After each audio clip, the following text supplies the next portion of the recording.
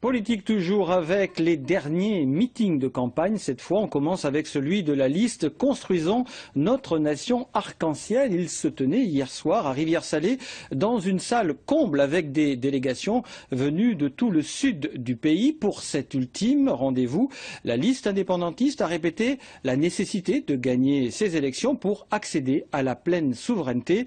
Thérèse Waya, Maurice Ségou. L'hymne du pays pour illustrer la marche de la Nouvelle-Calédonie arc-en-ciel. Hier soir, dans le quartier populaire de la Rivière-Salée, l'ambiance de la salle Verret était tout acquise à la liste unitaire des indépendantistes du Sud. L'ultime meeting de campagne se voulait solennel et efficace. Sur le podium, les 50 colistiers et dans la salle, un auditoire soudé autour d'un objectif, dessiner ensemble un pays souverain. Je n'ai pas peur parce que j'ai confiance en nous, les jeunes qui arrivent derrière. Et j'ai confiance en nos vieux qui nous ont menés jusqu'ici aujourd'hui, donc non, j'ai pas peur. Bannir la peur, c'est le premier des combats pour arriver à bâtir la nation arc-en-ciel. Une décolonisation de l'esprit, dira Roch-Omitan. Nous n'excluons personne.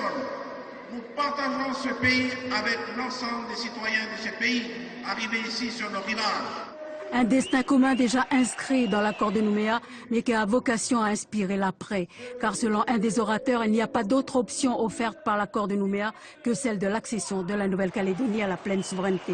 Dans ce cas, a-t-on rappelé ici, la responsabilité de chacun est sollicitée pour construire un pays prospère et solidaire. Quel que soit l'avenir institutionnel du pays, les entreprises resteront en Nouvelle-Calédonie. Pourquoi? Tout simplement parce que la Nouvelle-Calédonie, c'est un pays d'avenir.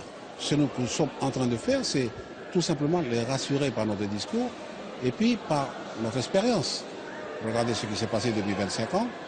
Qui a mis en place l'usine du Nord? C'est le Kanak. Hier soir, Roch-Omitan a critiqué la décision de la commune de Farino de redescendre le drapeau indépendantiste pendant les cérémonies de commémoration de la guerre de 39-45. Il a souligné que plusieurs Kanaks s'étaient engagés dans cette guerre alors qu'ils n'étaient pas des citoyens français.